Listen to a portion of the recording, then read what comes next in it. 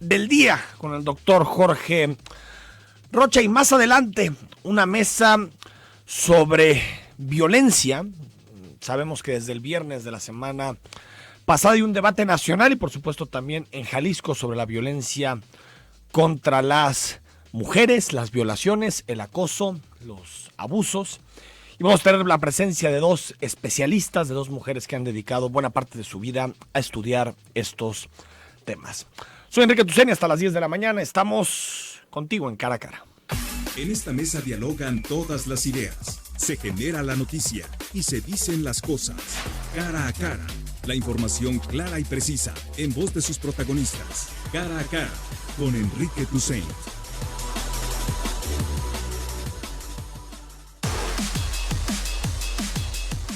Yo no sé si la clase política, si nuestros gobernantes se ponen de acuerdo para que los jueves tengamos como unos 250 temas para platicar. Jorge Rocha, porque saben que vienes a este espacio y para que no nos aburramos. Jorge, ¿cómo estás? ¿Cómo estás, Enrique? Muy buenos días para ti y para la gente que amablemente nos escucha. Sí, la verdad es que ha sido un año muy ajetreado y sí, parece que normalmente hacia el fin de semana es cuando se acumulan pues los temas, los asuntos y las cuestiones a debatir, ¿no? A ver, vamos rapidito, Jorge, para que podamos analizar la mayoría de los temas. Declaración polémica desde el martes de Olga Sánchez Cordero. Dijo que había grupos dispuestos a desarmarse, no dijo si eran autodefensas, policías comunitarias o grupos del crimen organizado. Luego el presidente dijo que no se iba a dialogar con el crimen.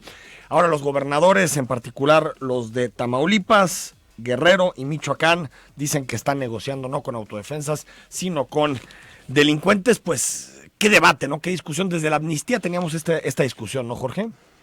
Fíjate que qué bueno que lo tocas, porque creo que precisamente en ese momento de campaña y luego en todo ese larguísimo proceso de transición que tuvimos, hubiera sido la oportunidad muy amplia, donde todavía el presidente no se tendría que haber comprometido a tomar decisiones, para discutir de manera amplia el tema de la amnistía, porque efectivamente creo que sí hay voces a favor que expresan que hay determinadas circunstancias y en determinados casos donde la amnistía sí podía haber sido una salida precisamente para ir desarmando o ir haciendo que gente que de alguna manera hubiera participado en los temas de la delincuencia organizada pudiera obtener un perdón o por lo menos una reducción de pena. Sí. Creo que el tema sí nos lo debemos, porque efectivamente en otros países donde ha habido conflictos como el que tenemos ahora, pues el tema de la amnistía siempre ha estado presente. Pero conflictos políticos, ¿no, Jorge?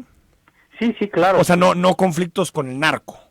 No, por supuesto, pero incluso, digo, dependiendo las circunstancias, se podría plantear para un gente que hubiera estado de alguna manera vinculada. Y te pongo el ejemplo. Sí. Los productores, por ejemplo, de amapola, de Guerrero. Sí. Esta parte más pobre del país, que es gente explotada realmente, por ¿no? Las circunstancias, tuvieron que entrarle a la siembra de este tipo de sustancias, ¿no? Sí, pero digamos que la declaración original de Olga Sánchez no aludía a ellos. Claro, desafortunadamente. O sea, fue una declaración que no dejó conforme ni al presidente, ni a su partido, creo que ni a ella misma, ni como que no se entendió tampoco. Ahora, otra cosa también, y que a lo mejor ahí la secretaria se equivocó sin intentar justificarla, ¿eh? Sí. Pero es decir, poder tener un mapa completo y un análisis de cuánta gente armada hay en el país, ¿eh? Sí, claro. Eso tampoco lo sabemos, porque también a partir de ello tendría que haber una serie de políticas públicas al respecto, porque obviamente una cosa son estos grupos armados organizados que en algunos casos en legítima defensa tuvieron que hacer este tipo de acciones. Digo, hay muchos poblaciones en estados como Michoacán, donde me consta que ha habido un proceso de ese tipo. Te pongo el ejemplo de Tancítaro. Sí, claro. Donde luego transitaron un modelo democrático municipal bastante interesante, que son casos que se tendrían que analizar. Y la otra es realmente saber cuánta gente en el país está armada, que no está organizada, pero que sí tiene armas en sus casas, ¿eh?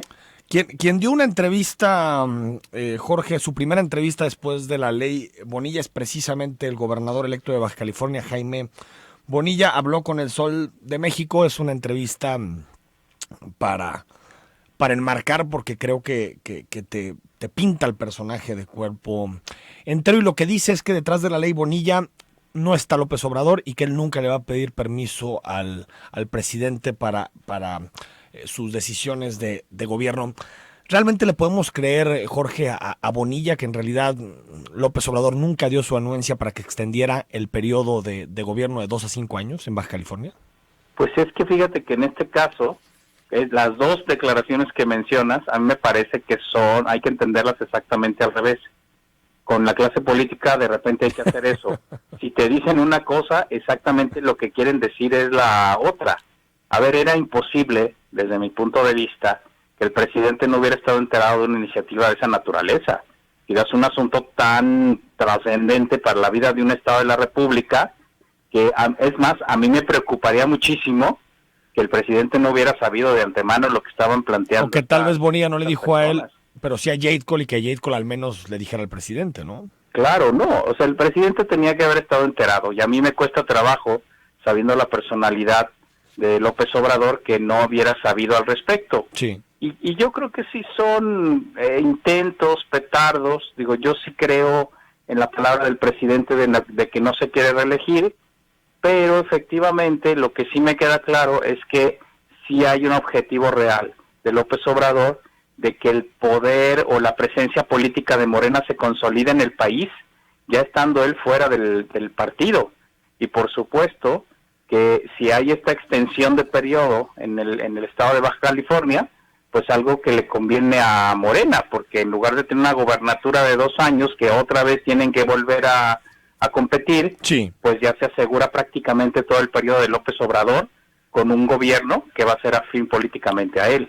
Antes de irnos a los temas locales, Jorge, también una disputa política entre, ya muy acalorada, ¿no?, entre Ricardo Monreal y Martí Bartres. Todo se originó, tú lo sabes bien, con la decisión de Ricardo Monreal, pues de quitarle la presidencia de la mesa directiva del Senado a Martí Bartres, colocar a una persona afín a él, que es una militante del partido Encuentro Social. Bueno, en realidad es una militante de Morena, pero que llegó a través del partido Encuentro Social. Y bueno, eso ha desatado toda una serie de posicionamientos de Morena en torno a este tema. A ver, el asunto, digamos, Bartres-Monreal, ¿es un tema simplemente de poder, de sillas, o hay algo más de fondo?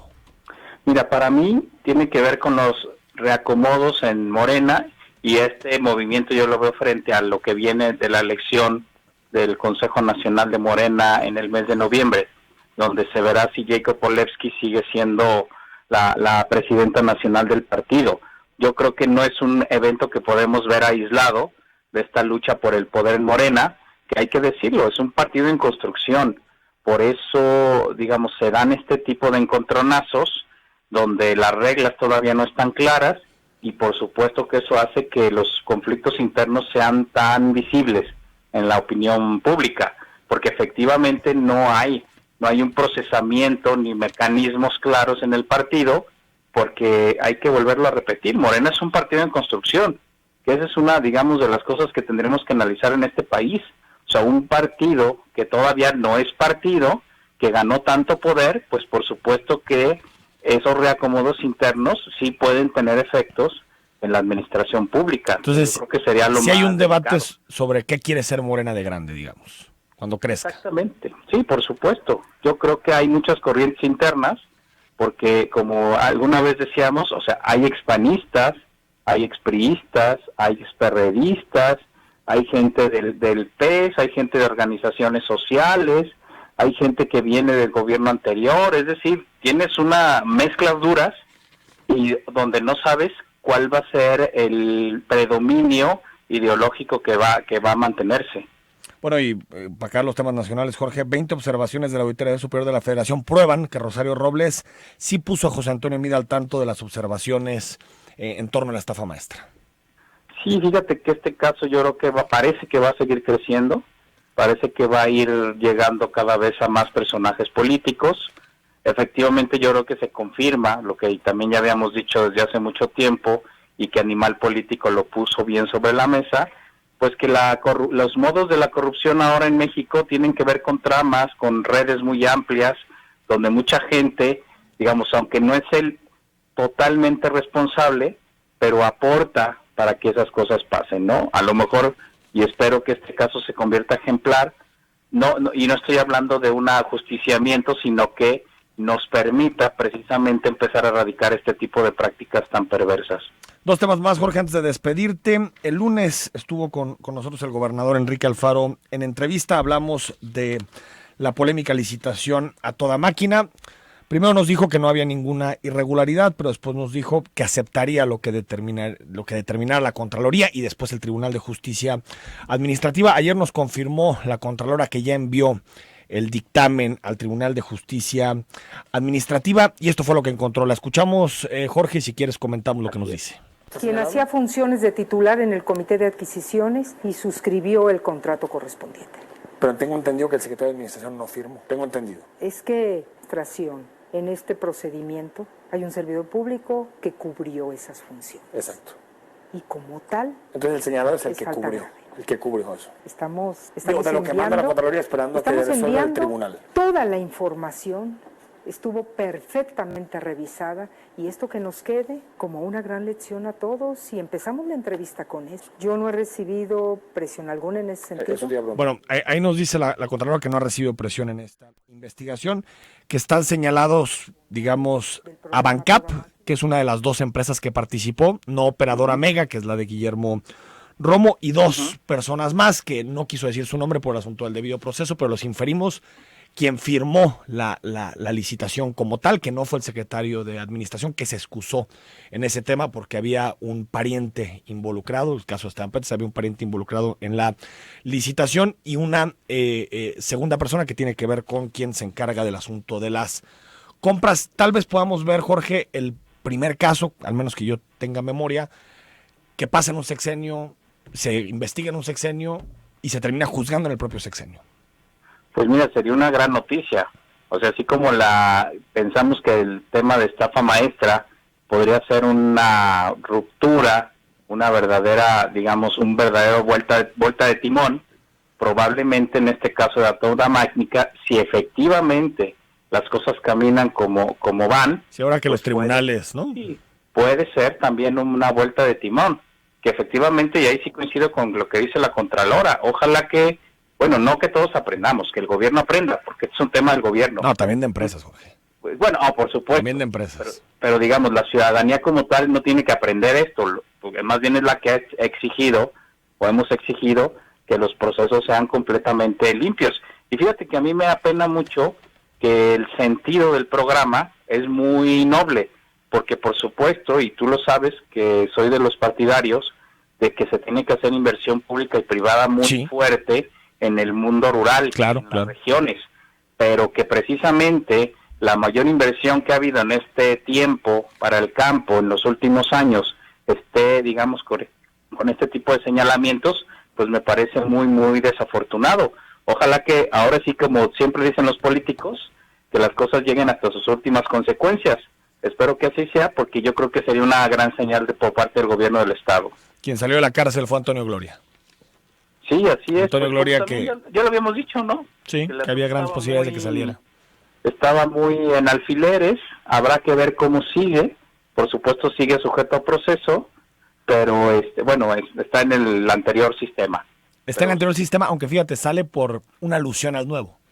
Porque en el viejo sistema peculado ameritaba prisión preventiva, pero en el nuevo sistema no.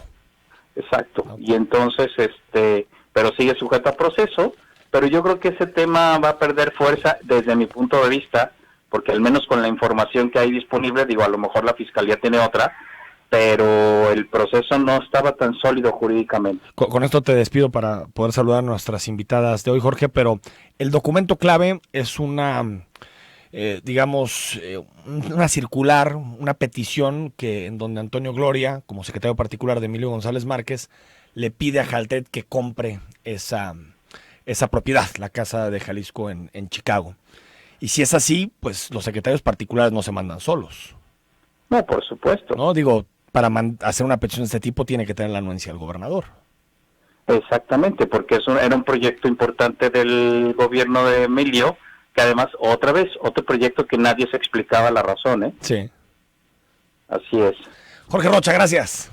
Que estén muy bien, que tengan muy buen día. Muy buenos días, Y gracias. un saludo a las invitadas. Jorge Rocha, académico del ITESO. Erika Loya, extitular del extinto Instituto Jalisciense de las Mujeres. ¿Cómo estás, Erika? Llena de bueno, en las aquí presentaciones. Les agradezco a quien me ayuda con los guiones porque se nota una cierta, ¿no? Muy melancolía, bueno. digamos, con Bien. relación a este tema. Rosana Valdivia, profesora del TEC de Monterrey y colaboradora del colectivo Mujeres en el Medio. ¿Cómo estás, Rosana? Muy bien, gracias, buenos días. Vamos al corte y si quieren retomamos para empezar a platicar sobre estos temas. Escríbenos al 33 18 80 76 41. Estoy bien. 9 de la mañana con 23 minutos. 9 mujeres son asesinadas cada día en México, de acuerdo a la Organización de las Naciones Unidas. Han subido los feminicidios 150%. De 2015 a la fecha suman más de 3.200 feminicidios a nivel nacional. La Ciudad de México acumula 206 y así nos podemos ir por entidades federativas. Platicamos con Rosana Valdivia y con Erika Loyo sobre estos temas. Rosana, después de la manifestación del viernes, que se ha discutido tanto a nivel nacional, marca un antes y un después en la visibilidad de este tipo de temas, porque me parece una marcha como muy icónica, muy simbólica. Claro. Sí, yo creo que definitivamente es un parteaguas, y no en la lucha de las mujeres, porque eso ha estado siempre, ¿no? Las cifras ahí están y las mujeres han estado luchando desde antes, pero sí en la discusión que genera ya como sociedad, ¿no? Es un tema que polariza, que empiezas a ver las reacciones de mucha gente que lo ve desde fuera y desde el privilegio y desde no estar cercano a estas cifras, y yo creo que es ahí donde tendremos que agarrarlo y ver cómo hacemos que esto impacte en este diálogo que tenemos como sociedad, ¿no? Más allá de los números, que esos pues ya están, cómo lo vamos tomando y cómo nos vamos tomándonos en serio. Erika. Totalmente. Yo soy de las que sostiene que después del viernes hay un nuevo escenario. Pensaría como lo hizo en un momento Alan Turing en su libro El mundo de las mujeres, que estamos de cara a un posfeminismo que se está reestructurando, que incluso en esa reestructuración pues requiere de una parte operativo-política y una parte conceptual, académico-conceptual, pero que de pronto hubo una evidencia de una no ruptura, porque no lo quiero llamar así, pero sí un alto al diálogo entre las activistas jóvenes que son parte de este nuevo posmodernismo y que utilizan la ira, la rabia como una forma distinta de expresión. Posfeminismo. Sí. Como es a partir como de una reconfiguración en donde también las chicas jóvenes utilizan eso que no se les estaba permitido usar a las mujeres, que es la rabia, la ira, el enfrentamiento, la indignación, ¿no? Porque la ira es la forma más clara de luchar en contra de las injusticias sociales, pero a las mujeres no se les permite expresar la ira porque es un asunto de silencios. La ira en el hombre es poder, la ira en las mujeres es contención y silencio, y era la única manera de activarse en contra de la violencia machista. Yo de pronto en esta sociedad, a partir de reglas y normas, fui educada en el término de consensar la ira, la rabia, tratar de silenciarla, pero no de expresarla a partir de generar nuevos acuerdos. Eso, te digo, también rompe un poco con el diálogo que había entre estas activistas jóvenes que deciden usar otras herramientas y otros conceptos, ojo, con las feministas tradicionales que estaban en la academia, ¿no? Y que de pronto, a partir de los privilegios, pensaban qué hacer con el tema del consentimiento, cómo enfrentar con los protocolos, cómo hacer para otras cosas. Y de pronto este posfeminismo nos abre la idea de que tiene que haber un relevo generacional y que tienen que preparar ese relevo generacional en un diálogo consensuado, ¿no? Lo ves con el tema de con quién se reúne y cómo lo hace Claudia Sheinbaum.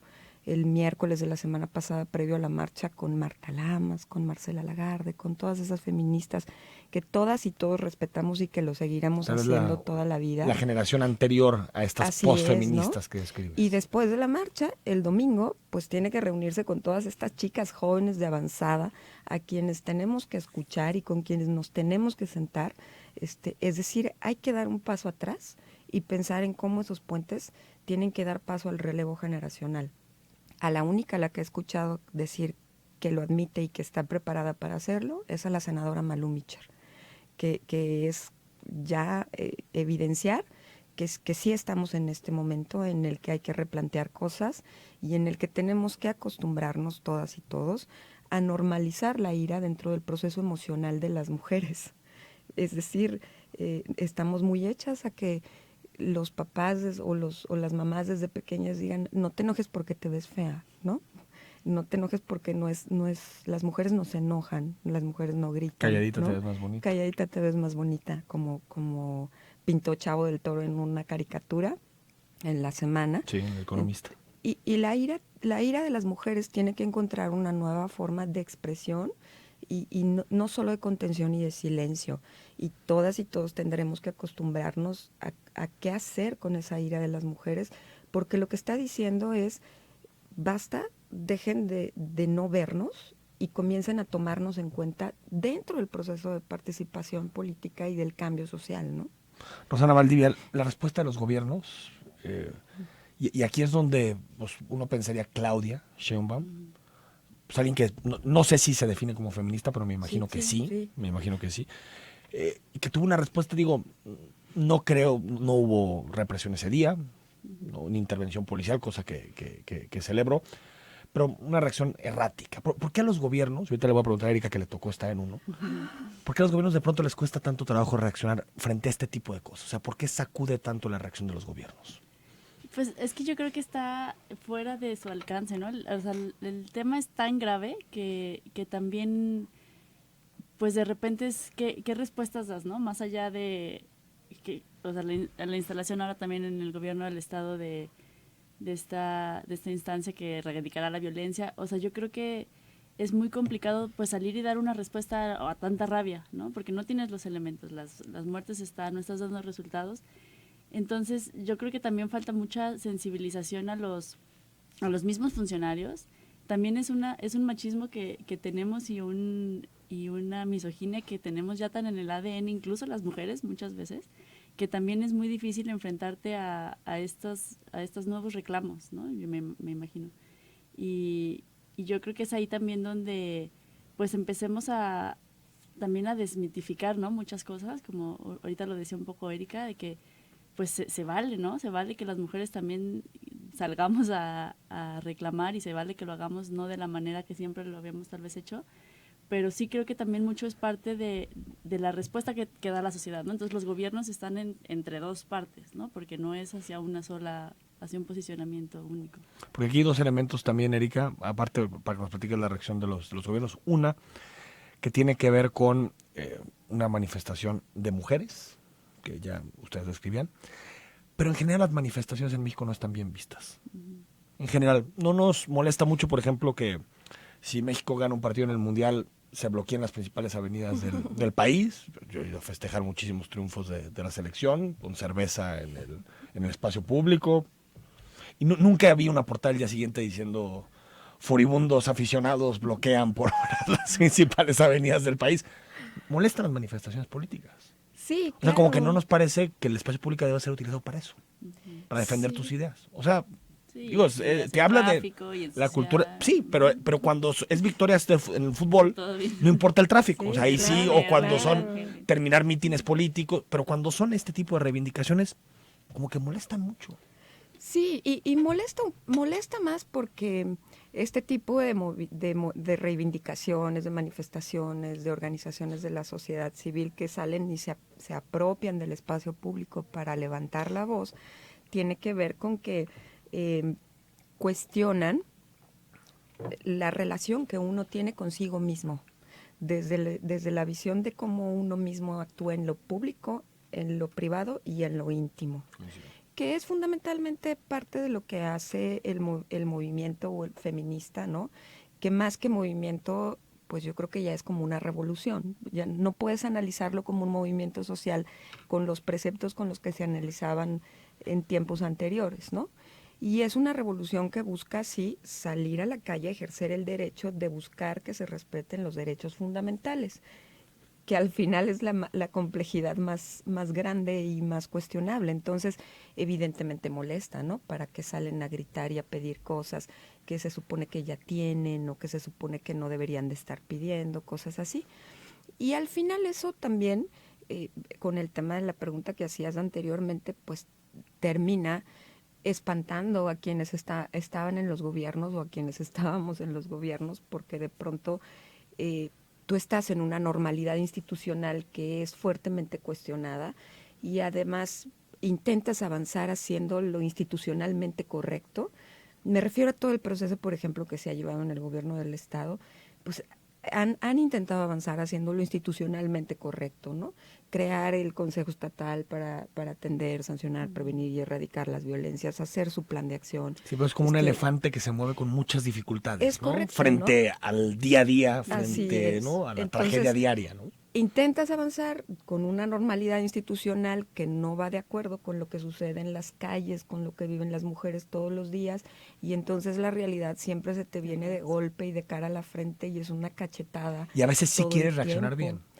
Sí, claro. O sea, no es un asunto de negar No. ese tipo de reivindicaciones, pero como decía Rosana, Pues, ¿por dónde empiezas? ¿por dónde empiezas? Porque aunque intentes desanclar y desestructurar ciertas cosas que están abajo con todos quienes componen la cadena de acceso a la justicia, desde el proceso de investigación, atención, etcétera, pues es muy complicado, pues, ¿no? Y cuando comienzas a avanzar resulta que ya hay cambios y ya llegan otros, entran otros y nada avanza como debe de avanzar. Entonces, yo creo que esto necesita un replanteamiento nacional que después tendrá que bajar, sí, a los estados y a los municipios, que son la parte de lo local en donde todo pasa desde el cotidiano y donde se gestiona el espacio público como tal.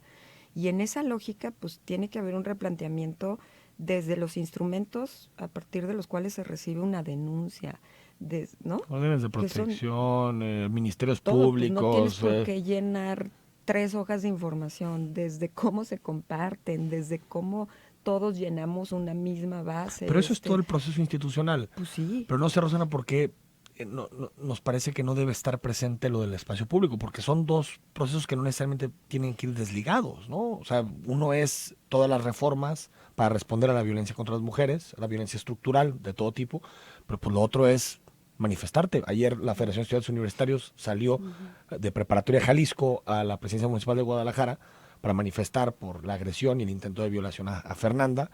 Llegaron, los recibieron las autoridades, acordaron cosas y se acabó. O sea, tampoco tiene que ser demasiado complejo esto. Claro. Un ciudadano, una ciudad tiene derecho a manifestarse y la autoridad tiene que escuchar y y responder, reaccionar. ¿no? Claro. Sí, pero finalmente eso sí pone en jaque a las autoridades en muchos espacios. Ahora, tú imagínate, lo hizo con Claudia, ¿no? Claudia fue errática, respondió con ciertas cuestiones que más que tender puentes incendiaron y provocaron más a las mujeres, ¿no? Este rollo de son unas provocadoras o no vamos a caer en provocaciones, nunca te lo esperabas, estás muy acostumbrada a oírlo de los hombres, pero no de una mujer. Y de ciertos partidos políticos más, Sí, ¿no? claro, ¿no? Yo pensé que se había comido a y de Emilio una mujer González que es o algo así. liberal, entonces dices, por eso lastima más y por Yo eso creo que sí, pesa ¿no? más, ¿no? Por eso es más, incluso fue más chocante, ¿no? Claro. 9 de la mañana con 36 minutos.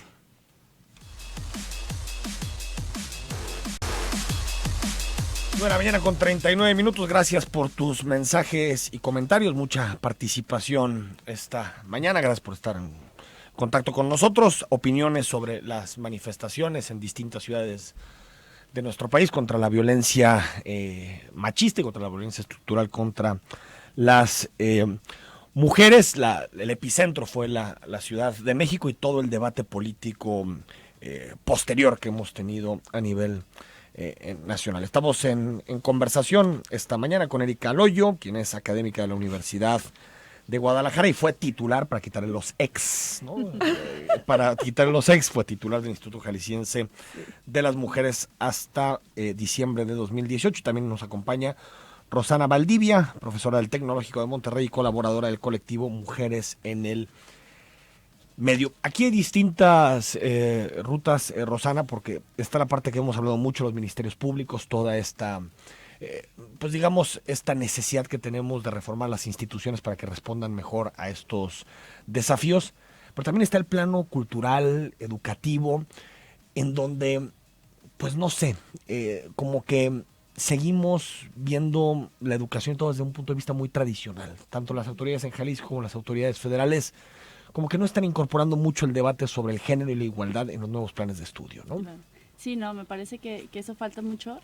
Y también, por otro lado, está todo el tema de la normalización de la violencia, ¿no? Porque esta es una revolución para la emergencia, que son los feminicidios y las violaciones y demás, pero ¿dónde dejamos a todos los otros tipos de violencia, ¿no? Los de menor gravedad, digámoslo así, y que son con los que podemos empezar a trabajar fácilmente, el acoso, el manoseo en el transporte público, los piropos, y entonces esas violencias que son muy cotidianas, digo, el asunto de pareja es un tema muy aparte, pero sí la violencia que sufrimos las ciudades son un infierno para las mujeres, o sea, caminar en las noches solas, ir en el autobús que va llenísimo. Imposible. Y el 90%, más del 90% no lo denuncia, y de esas no denuncias, la mitad es porque ni siquiera cree que es lo suficientemente importante, ¿no? Porque claro, si no me violaron, ya, ¿no? Lo dejo a un lado. Entonces también... A ver, si con golpes, sí, con si violaciones, con golpes, no llegas pasa a un nada. ministerio público, nos está Lo mandando... que le pasó a Fernanda, ¿no? Lo que pasó a Fernanda, pero ahorita nos está escribiendo a través de Twitter, casos en donde llegan con el ministerio público y por lo mismo, que hacías en ese bar, ahí no se va, no te acompañaba nadie, o sea... Sí, el caso más grave entonces, es imagínate ir por un acoso, ¿no? Ir porque fue un piropo que me incomodó, entonces, y las mismas mujeres estamos sintiendo que es normal, ¿no? Y que no tiene la gravedad. Ya menos, ¿no, Rosana? Sí, ya menos. Ya menos. Ya menos, pero no también tomas en ciertos conciencia espacios, de ¿no? todos. Porque tampoco podemos generalizar, también es cuando tienes la conciencia y el tiempo de cuestionarte estas cosas, no cuando vas corriendo y te subes. Ayer teníamos un diálogo sobre el transporte y decían, pues es que corres y empujas porque si no, no llegas al trabajo, hombre o mujer, ¿no? O sea, también se empieza como a disculpar, a normalizar, a no darle la importancia porque estamos en condiciones como muy precarias en muchos espacios públicos, ¿no? Y también cómo empezamos a atacar estos espacios educativos en las escuelas, en la calle, en el autobús. En el transporte público, ¿qué hacer? Por ejemplo, público. ¿qué hacer? Bueno, un tema es los insuficientes unidades, ¿no? O sea, el tema que vayan todos hasta el tope, pues es facilísimo que entre el repegón y paso rápido y agarro y no pasa nada, ¿no? Entonces, uno es el tema de más unidades que sean suficientes. Otro es el tema de la capacitación también a los choferes. Camiones rosas y todo eso. Eso a mí la segregación nunca me ha sí. gustado en casi nada en la vida, pero... Como no querer hablar del problema y solo asegúralas, ¿no? Pero también hay un tema que es más cultural, del que tú como mujer cuando estás siendo agredida no sientas miedo de pedir ayuda, ¿no? Y que si yo levanto la voz en el autobús, alguien más, que la mitad van a ser mujeres, me van a hacer un respaldo. Bueno, hay ¿no? más mujeres en el transporte público que hombres, por mucho. Pero no pasa. Hoy en día, ayer lo decían, no digo nada porque en una de esas me golpean, ¿no? O sea, si yo le digo algo al hombre que me está violentando y que me está haciendo sentir incómoda, voy a recibir más violencia y no debería ser así. Entonces, ¿qué campañas hacemos? Educación de no está bien, no es normal y la que está al lado te puede ayudar.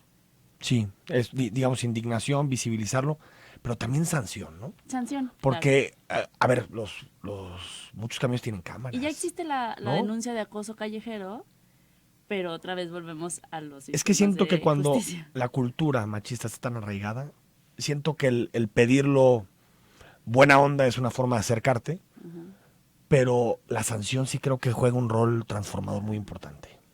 Yo creo que sí, fíjate, porque pues de lo que nos estamos quejando mucho, no solo en el tema de las múltiples violencias que vivimos las mujeres, sino en todo es del alto grado de impunidad que tenemos en este país, ¿no?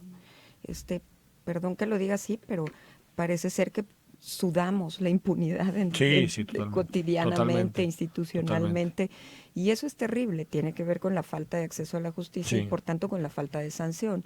Ahora bien, pues yo leía hoy varias reflexiones y bueno, nos hemos puesto a trabajar durante muchos años sobre incrementar las penas, por ejemplo, en el delito del feminicidio, y pues de nada ha servido. No es una impunidad. Pena alta coincido. no tiene nada que ver porque al final sí, pero sí, a ver, pero si sabes que hay cámaras en un camión que están vinculadas al C5, que están vinculadas. Claro. Yo sí creo que ante un problema de ese desafío, las campañas están bien, concientizan, cambian, pero que sepamos que ahí hay unas cámaras Así es. que te pueden exhibir. Se habló mucho tiempo cuando te platican eso. de masturbaciones. Sí, o sea, dices... terrible, no, bueno, sí, pero me refiero... Imagínate, ¿no? O sea. Yo sinceramente creo que tiene que ver... Eso ya se había hablado desde hace mucho tiempo cuando se creó el C5, ¿no? Que todo estuviera como anclado y que los ojos estuvieran ahí por todos lados. Que el C5 incluso tuviera una policía especializada en temas de género, aunque sea nada más viendo, observando, analizando, detectando, etcétera, etcétera. Entonces, me parece que se ha llegado a complejizar el tema en muchas otras cosas. Ahora bien, también tiene que ver, y yo lo platicaba hace rato con Rosana, con que nosotros no educamos a nuestras hijas y a nuestros hijos en estas cuestiones desde lo cotidiano. Coincido. La semana pasada, por ejemplo, yo tengo un hijo que ya entró a la preparatoria y le enseñé 2 días a tomar el camión para que entonces él comenzara a ver cómo se movía. Por supuesto que eran cuestiones de seguridad, cómo se debe proteger, cómo debe guardar, qué debe de hacer, pero de pronto caí en la cuenta en que no le estaba enseñando cómo respetar a las mujeres dentro de ese espacio.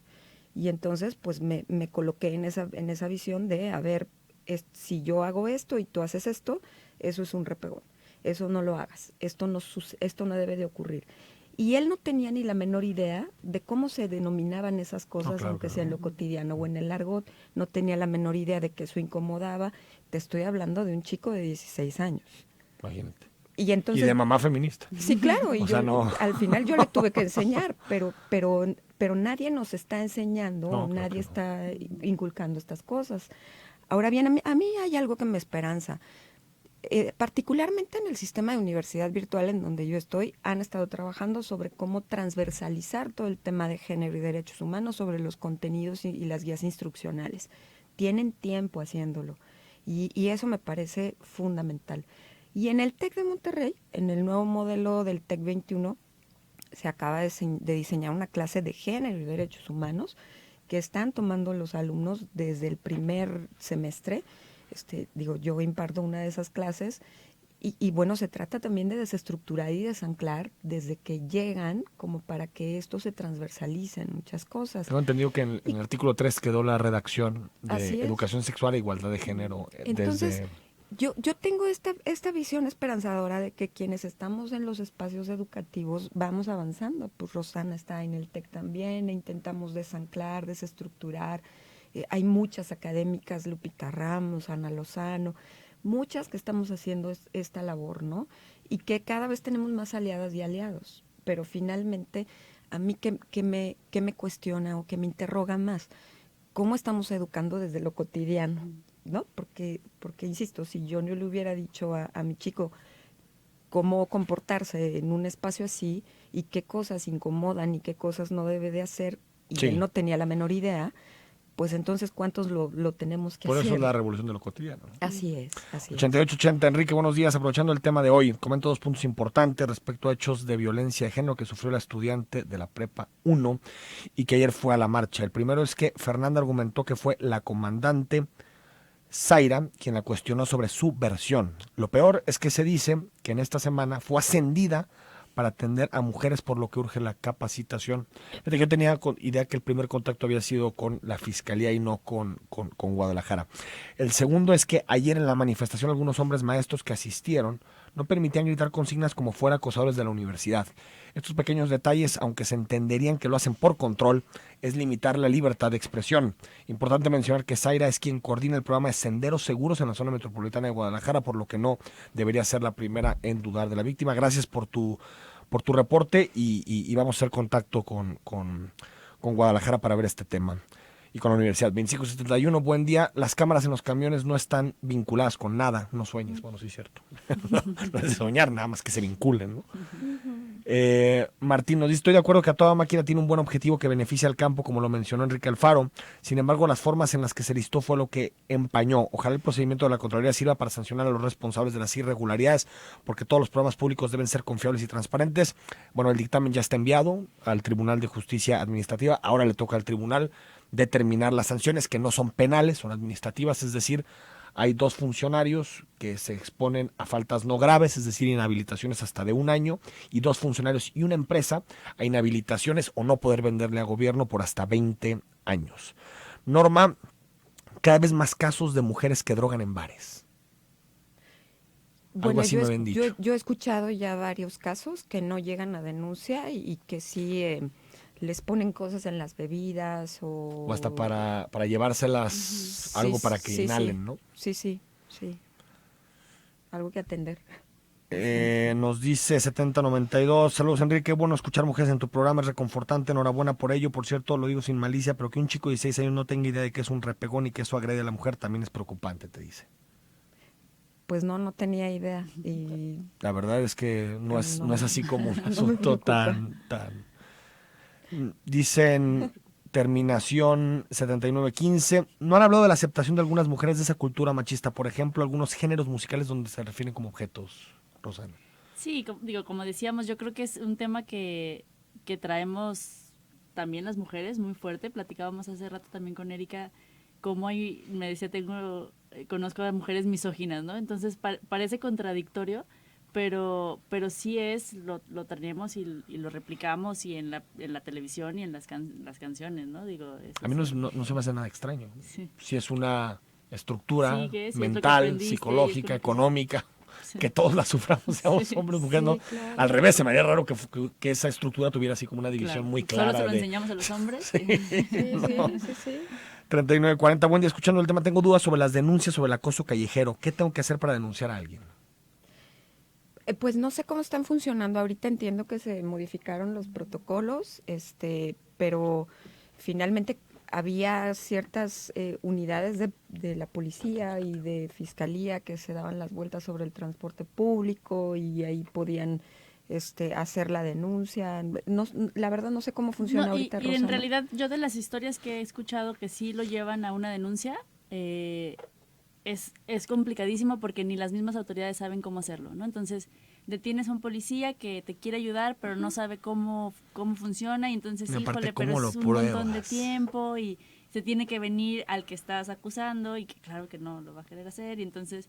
Pero el otro día escuchaba un relato de algo que había terminado en una multa de 1,600 pesos, 6 horas de trámite, pero como decías tú, está bien, ¿no? Ya me la pienso a la siguiente. Ya es si cuesta 1,600 pesos, pues ya me la pienso poquito, ¿no? Entonces, creo que sí, tal vez falta clarificar el proceso, que la gente lo conozca, que las ciudadanas lo conozcan, para que no sea, todavía no te la pienses tanto, ¿no? Y rechacémoslo. Cuando lo veamos hay que manifestarlo públicamente, lo que estás viendo, ¿no? Sí, siempre lo habíamos mencionado. Si tú estás en la unidad de transporte público y ves que le está pasando algo a una mujer, pues dilo.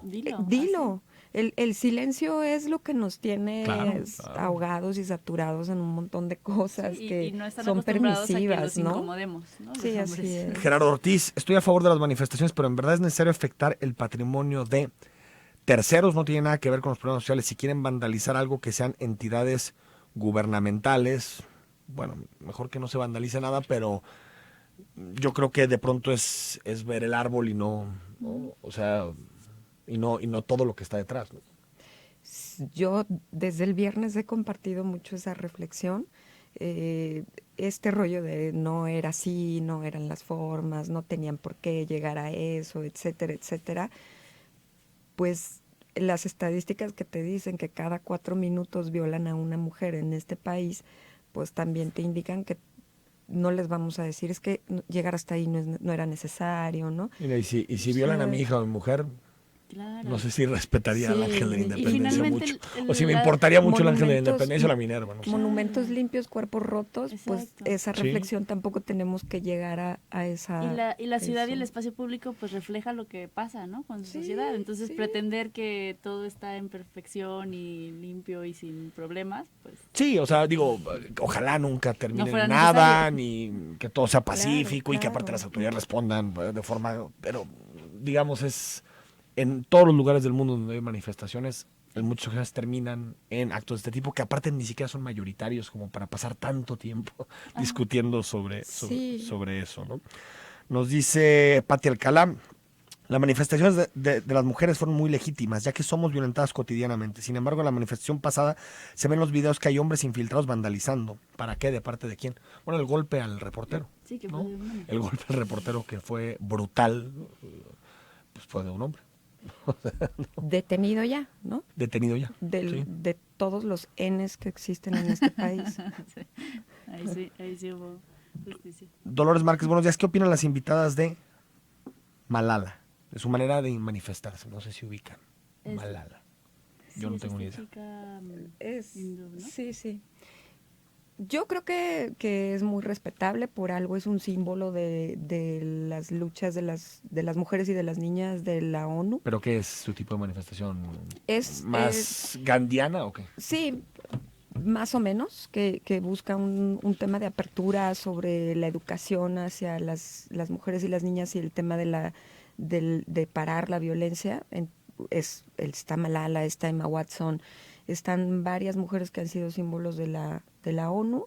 A mí me parece que pues es un organismo internacional que busca también diversificar las formas a partir de las cuales se les puede mostrar al mundo que algo pasa. Erika Loyo, gracias. A ti, Enrique. Rosana Valdivia, gracias por haber estado con nosotros y por haber compartido este programa esta mañana de jueves. Nos vamos, mañana es viernes, tenemos mesa de discusión, de análisis con políticos para ver los principales temas de la semana. Escúchanos a partir de las 9 de la mañana. Soy Enrique Tucen y hasta mañana viernes.